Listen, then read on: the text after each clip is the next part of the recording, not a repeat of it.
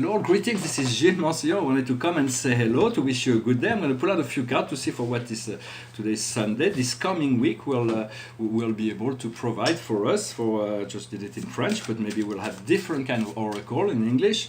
And then I'll pull a few cards for the day. For this week is I'm going to use the Dakini, which is a very esoterical game of tarot, which is very mystic, very powerful. And so the situation for us is nothing less than the rose garden. So it is about enjoying the good life. It's about removing the thorn so we can enjoy the roses and smell the roses. Take your time to live. It's good to slow down as much as possible. There's this big eclipse that will clean up a lot of past energy, past traumas, and so on. What is influencing the situation is Shiva, the pillar of fire. It is really the essence of fire. It is the source. It is the freedom. It is the empowerment. It is the water and the fire combined. And so it is a very powerful time.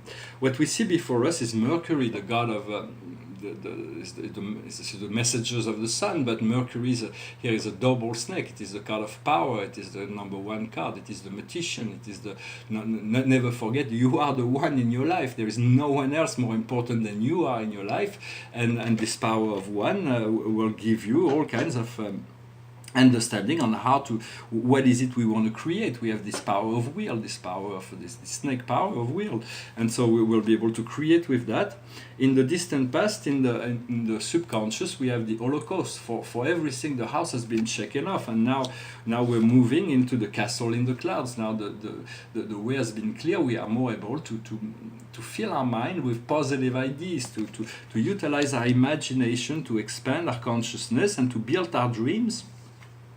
What we see in the near future is survival. For it is a danger to move into a state of survival, but when we are in survival, we're not living, and so it is here. It is pollution. It is very important to let go of the idea of lack, of the idea of survival, and to move into this appreciation of all those things. To remove yourself from the idea of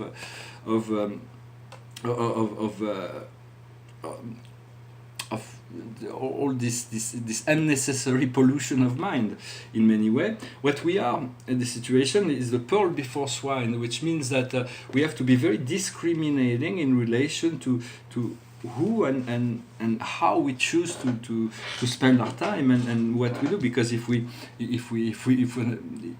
for instance try to share spiritual ideas with people that are not open to it, they will create the blockages. They will confront it and create blockages if we're not strong enough in our belief. So it is important to continue to be very discriminating. What we see in the outside world is as above, so below. So it is the heavenly energies coming down. So there is great blessings that will come to us from the outside world. What we can feel in our hopes and fear is blow your mind, which means a great release of tension. For the tension will be that there is still a little bit of time to remove this old survival program in order to move in, but the salvation is already felt, but we still have to pass through certain process. And the keys and the outcome is death. It is transfiguration. It means there is nothing to do for the change to come. They will come naturally. The thing is, we do not want to fight against the flow of what is to come, the transformation.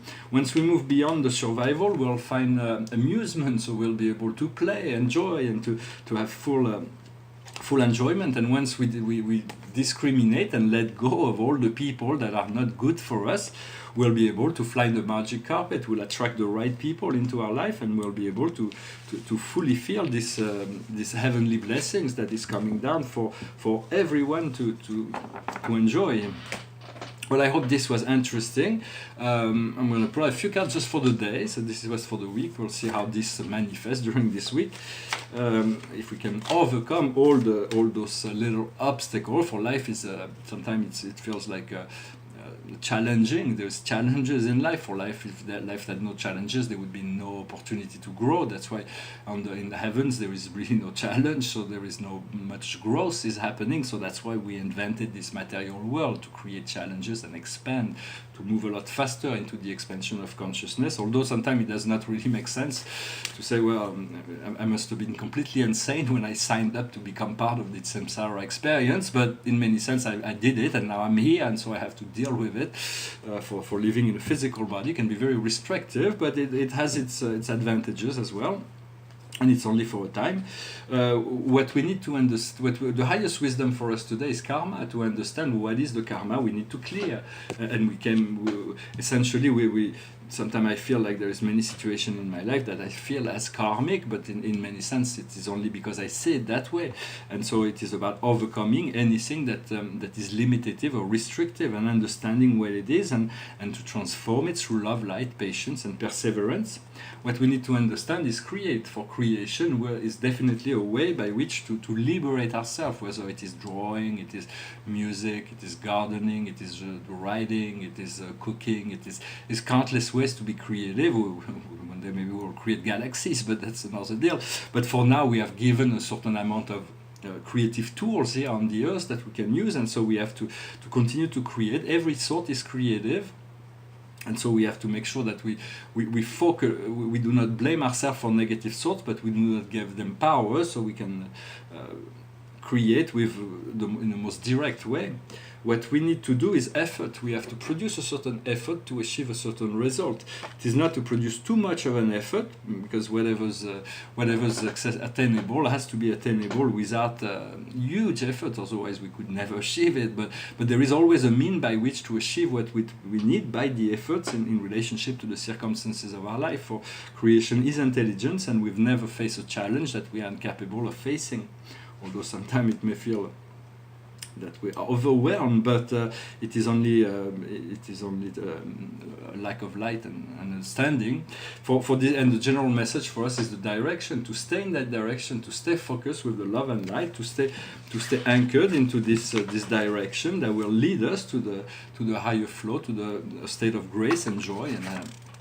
And so I hope this guidance, this message, will assist you in creating this opening, and to allow yourself to be reborn. With those new eclipses, there is a great deal that we can let go of the past into being reborn into a new form, a new self.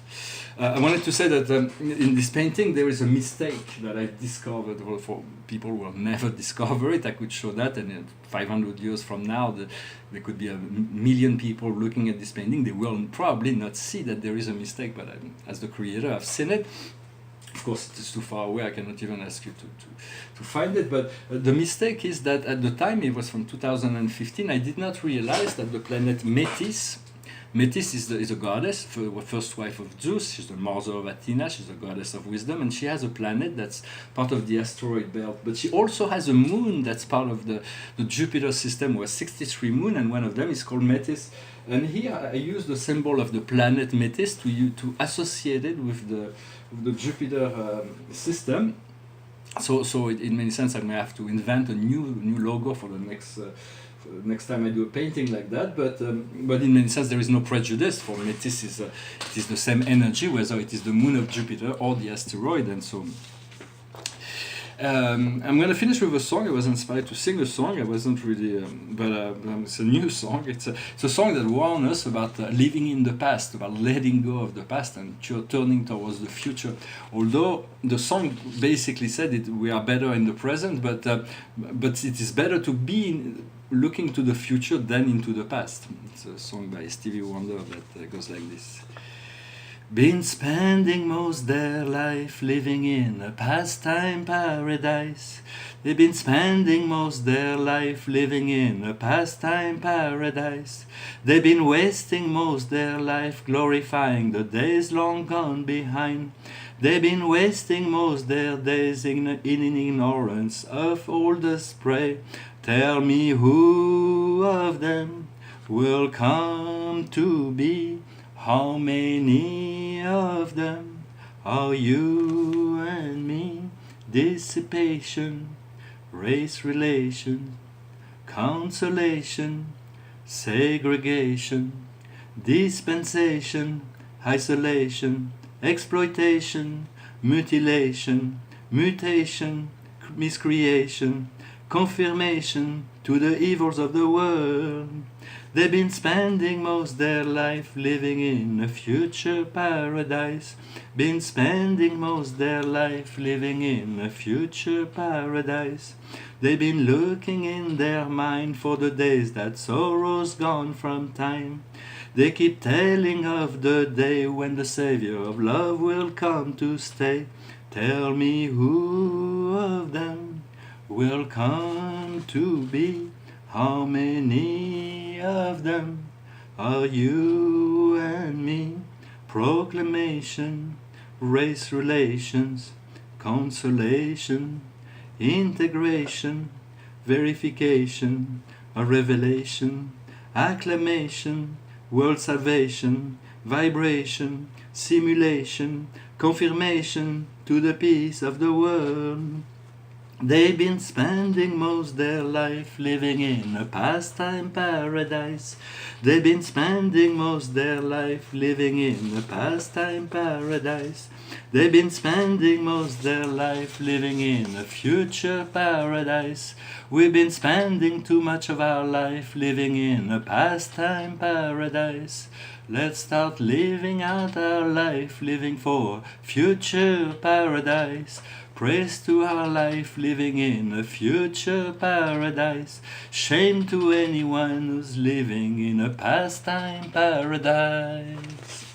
Well, I thank you very much. I wish you a wonderful Sunday and I'll talk to you soon. Namaste.